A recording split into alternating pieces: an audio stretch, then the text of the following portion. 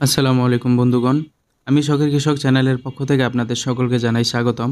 বন্ধুগণ, আজকের ভিডিওতে আমি দেখাবো কিভাবে আপনারা খুব সহজে আপনাদের ছাদ বাগানে রসুন উৎপাদন করতে পারেন এবং আপনাদের পারিবারিক চাহিদা মেটাতে পারেন। তো চলুন ভিডিওটি শুরু করা যাক। বন্ধুগণ, রসুন চাষের ক্ষেত্রে কয়েকটি বিষয় মাথায় রাখতে হবে। তো সম্পূর্ণ বিষয়গুলোই আমি এই ভিডিওতে আলোচনা করব। তো মনোযোগ দিয়ে ভিডিওটি দেখবেন এবং ধৈর্য সহকারে দেখবেন। কোনো ইম্পর্টেন্ট কথা মিস হয়ে যেতে পারে। তো প্রথমেই মাটির দিকে খেয়াল রাখতে হবে যে মাটিতে পর্যাপ্ত পরিমাণ জৈব সার দিতে হবে। তো আমার এইখানে 50%-এরও বেশি জৈব সার রয়েছে এবং জৈব সার হিসাবে আমি মুরগির বিষটা, প্রসেসড বিষটা ইউজ করেছি। আর মাটি রয়েছে। আরেকটা বিষয় হচ্ছে, এইখানে আমি শুধু রসুনই চাষ করব না, কারণ আমি যদি শুধু রসুন রোপণ করি তো এর মধ্যে দিয়ে অনেক আগাছা গজাবে। তো আগাছা গজালে কি হবে, রসুনের ফলনও কম হবে, অন্যদিকে আগাছা দিয়ে তো আমার খুব একটা লাভ হবে না।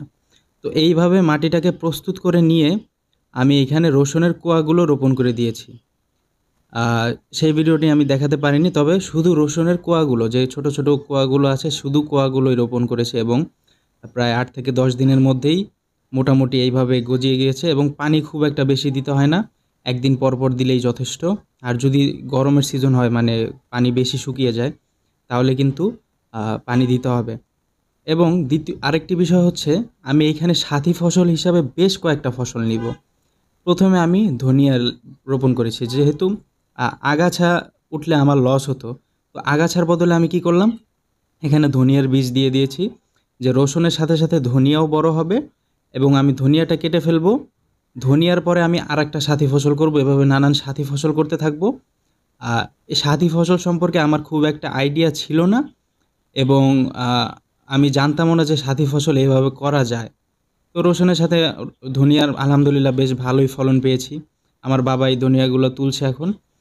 প্রচুর পরিমাণে ধনিয়া পেয়েছি আলহামদুলিল্লাহ, এবং বেশ কয়েকটা বড় ধনিয়া রেখে দিয়েছি বীজের জন্য। এবং আরেকটা বিষয় হচ্ছে, এইখানে আপনারা চাইলে, আপনাদের যদি ফলন বেশি দরকার হয় বা বড় করার দরকার হয়, তখন আপনারা কিন্তু চাইলে এখানে আরও বেশ কিছু এক্সট্রা জৈব সার শুকিয়ে পাউডার আকারে করে এখানে ছিটিয়ে দিতে পারেন। যেহেতু আমাদের ছাদে কোনো কেমিক্যাল ইউজ করা হয় না, তাই আমি কোনো কেমিক্যাল ফার্টিলাইজারের কথা উল্লেখ করতে পারছি না, দুঃখিত। তো এই জন্য আপনারা যে জৈব সারটা রয়েছে সেটাকে শুকিয়ে গুঁড়া গুঁড়া করে চারদিকে ছিটিয়ে দিতে পারেন। এরপর আমি দ্বিতীয় ফলন নিয়েছি সাথী ফসল হিসাবে লাল শাকের, এবং লাল শাকেও দুর্দান্ত ভালো ফলন পেয়েছি। এবং লাল শাকের পরপর আমি এখানে আরেকটা ফসল করেছি, সেটা হচ্ছে পুঁই শাকের। আরেকটা বিষয় যেটা আপনাদের অবশ্যই জানতে হবে, যে রসুন তোলার সময়টা আসলে কখন।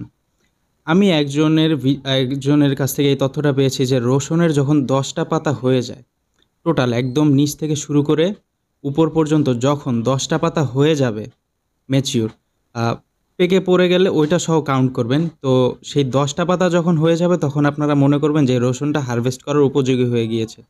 আর অলরেডি দেখতে পাচ্ছেন যে মাটির মধ্যে কিন্তু আমার রসুনগুলো স্পষ্ট দেখা যাচ্ছে যে এর চারপাশে কিন্তু লেয়ার হয়েছে। আর এটা কিন্তু শুধুমাত্র একটা কোয়া থেকে এরকম সাইজ হয়েছে। আর ভিডিওর শুরুতে তো আপনারা দেখেছিলেন যে কীরকম বড় বড় মোটামুটি সাইজের হয়েছে।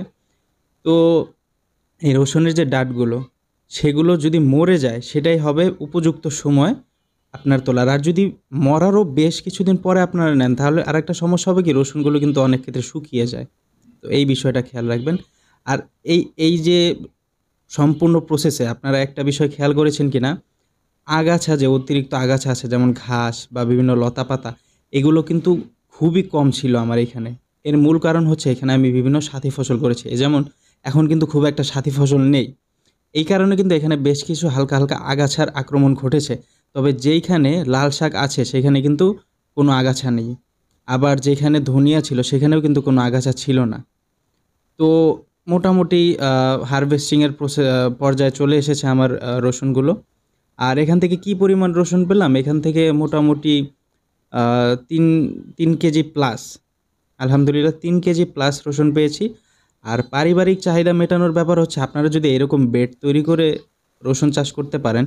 আচ্ছা, 3 কেজি প্লাস, এই কথাটা যাদের বিশ্বাস হচ্ছে না তাদের জন্য বলছি, যে একটা রসুনই যদি এরকম হয়, র্যান্ডমলি একটা তুললাম রসুন, সেটার সাইজ আপনারা দেখতে পাচ্ছেন। তো একটা রসুনই যদি এরকম হয়, তাহলে আশা করি বুঝতে পারছেন যে বাকি ওই 2টা বালতিতে সরি 2টা বেডে কী পরিমাণ রসুন হতে পারে।